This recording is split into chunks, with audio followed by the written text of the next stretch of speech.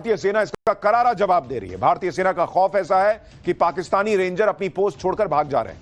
यानी हर मोर्चे पर पाकिस्तान को घेरा गया है। इकोनॉमिक, डिप्लोमेटिक और वॉर स्ट्रैटेजी से पाकिस्तान फंसा हुआ है। इसी के साथ पाकिस्तान को डिप्लोमेटिक तौर पर भी किनारे लगाया जा रहा है। पूरी दुनिया में पाकिस्तान अलग थलग पड़ा हुआ है। दुनिया भर के देशों को भारत यह मैसेज दे रहा है लगातार कि आतंक के खिलाफ भारत तगड़ा एक्शन लेने वाला है। भारत के विदेश मंत्री एस जयशंकर और अमेरिकी विदेश मंत्री के बीच पहलगाम हमले को लेकर बातचीत हुई। अमेरिकी विदेश मंत्री ने कहा कि आतंक के खिलाफ लड़ाई में अमेरिका भारत के साथ है। भारत के विदेश मंत्री एस जयशंकर ने कहा कि पहलगाम हमले के दोषियों, साजिश करने वालों को हर हाल में सजा दी जाएगी।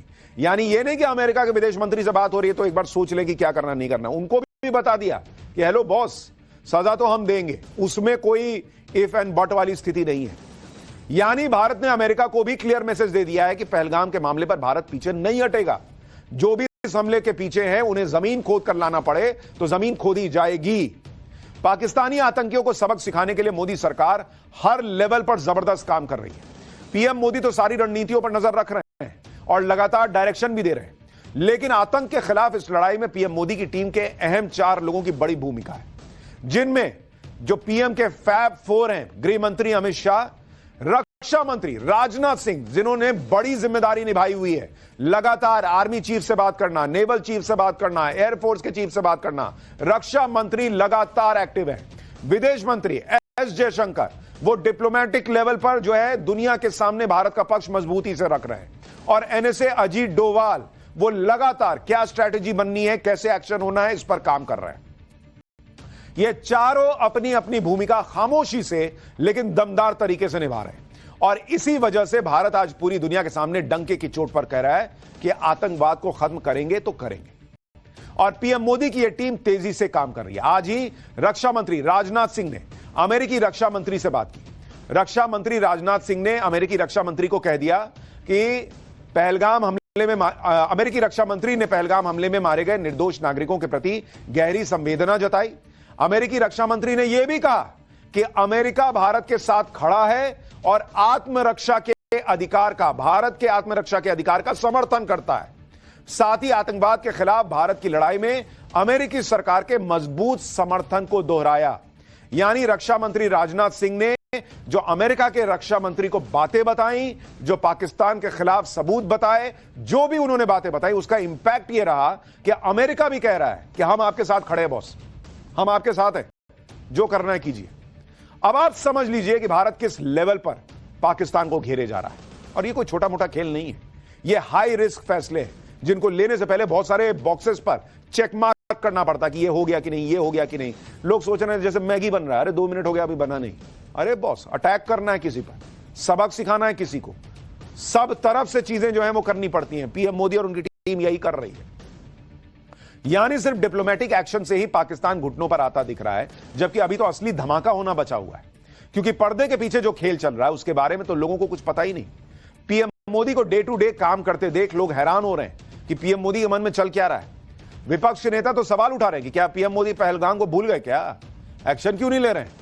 अगर आप भी ऐसा सोच रहे हैं तो आपको 3 घटनाओं के जरिए बताता हूं कि पीएम मोदी के काम करने का स्टाइल क्या है। और जब पीएम मोदी इतने रिलैक्स दिखते हैं, इतने चैन में दिखते हैं, तो सामने वाले का चैन छीन लेते हैं।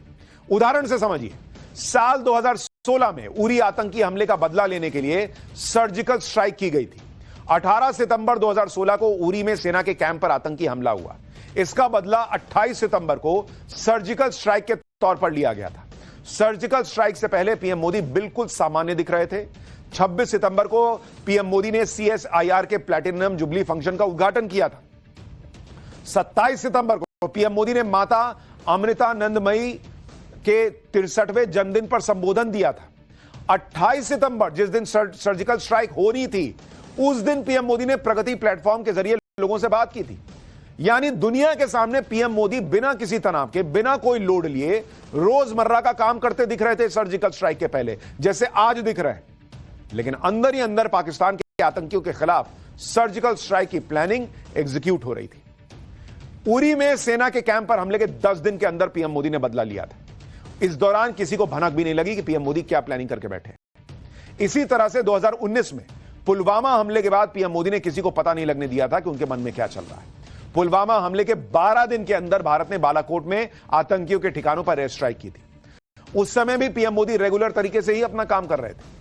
आपको याद दिलाता हूं, भारत ने 26 फरवरी 2019 को बालाकोट में एयर स्ट्राइक की थी।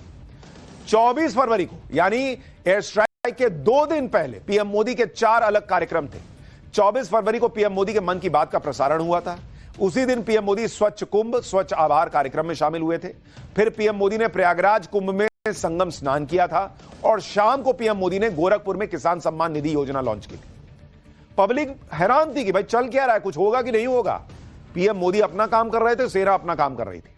25 फरवरी को पीएम मोदी ने नेशनल वॉर मेमोरियल देश को समर्पित किया था, एयर स्ट्राइक के 1 दिन पहले। और एयर स्ट्राइक से ठीक पहले पीएम मोदी एक टीवी चैनल के कार्यक्रम में शामिल हुए थे। यानी तब भी पीएम मोदी को देखकर कोई नहीं कह सकता था कि देश इतना बड़ा एक्शन लेने जा रहा है, जैसे आज लोग कह रहे हैं कि कब होगा कब होगा। बॉस, ये एक देश का जवाब है। ये ऐसे आपके लिए फिल्म नहीं बन रही है कि आपके इंटरटेनमेंट के लिए, कि भाई अभी आपका मूड हो गया तो अब तो 5 दिन हो गए, अरे अब तो 10 दिन हो गए, अब कर देना लॉन्च, फिल्म को लॉन्च कर देना चाहिए। आपके इंटरटेनमेंट के लिए नहीं हो रहा है boss, it's a serious business. ये एक देश काम कर रहा है, देश के सैनिक काम कर रहे हैं, एक एक स्ट्रैटेजी बन रही है, कैसे कब क्या एग्जीक्यूट होना है।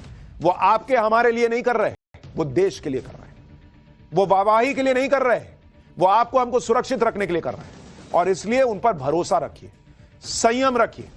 पाकिस्तान से पूछिए ना, उसको समझ में आ रहा है कि यहां क्या चल रहा है, क्योंकि खबर तो उसके पास भी इधर उधर से थोड़ी बहुत आती होगी। उसमें आग लगी हुई है। पीएम मोदी की खासियत यह है कि विपरीत परिस्थितियों में भी वो परेशान नहीं होते। पीएम मोदी की बॉडी लैंग्वेज से ऐसा लगता ही नहीं है कि वो कोई खास प्लानिंग करके बैठे हुए हैं। इस बार भी वैसा ही पैटर्न देखने को मिल रहा है। पीएम मोदी की बॉडी लैंग्वेज और बैठकों से पाकिस्तान को कुछ समझ नहीं आ रहा कि क्या होने वाला है। आप खुद देखिए, पहलगाम अटैक के बाद पीएम मोदी सऊदी अरब का दौरा छोड़कर भारत आए।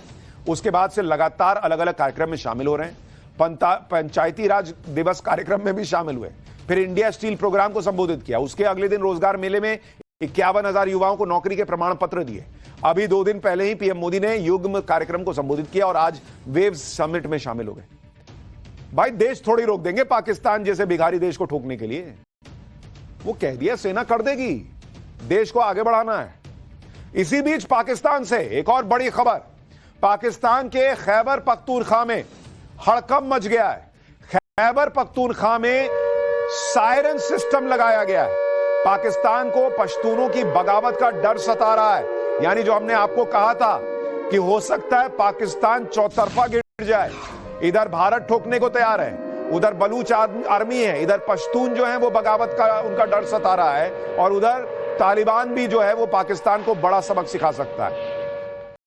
तो जहां पाकिस्तान कराची और इस्लामाबाद और अपने पोर्ट्स को सिक्योर करने में लगा है, दूसरी तरफ उसे डर सता रहा है कि कहीं खैबर पख्तूनख्वा में विद्रोह ना हो जाए। इसलिए वहां सायरन सिस्टम लगा दिया गया है। सुनिए कैसे वहां सायरन बज रहा है।